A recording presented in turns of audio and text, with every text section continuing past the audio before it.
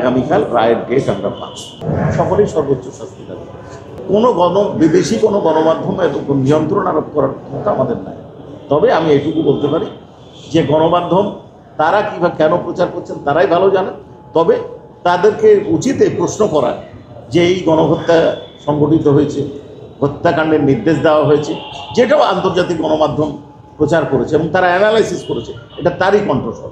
তো কাজেই তাদের এই প্রশ্নগুলো করা উচিত এবং যারা এই প্রোপাগান্ডা চালাচ্ছে তাদের এই উত্তরটা দেওয়া উচিত। আগামীকালকে কি সরাসরি ডেট কি আমরা পাবো নাকি আবার অপেক্ষায় থাকতে হবে, এরকম একটা গুঞ্জন আছে? দেখুন, এটার বিষয়ে আমি আবারও বলি যে রায়ের দিন নির্ধারণ করার এখতিয়ার পুরোপুরি অনারেবল ট্রাইব্যুনালের। তবে আমরা বিশ্বাস করি যে আগামীকাল রায়ের ডেট আমরা পাব।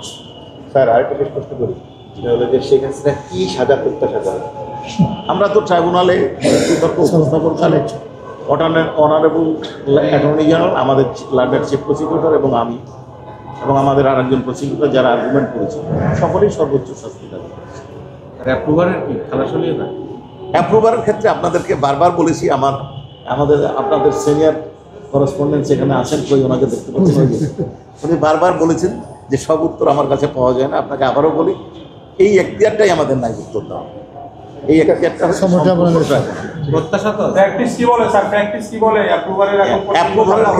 অ্যাপ্রুভারের ক্ষেত্রে প্রথম হচ্ছে যে উনি গিল্টি প্লিড করবেন, যেটা উনি গিল্টি প্লিড করেছেন।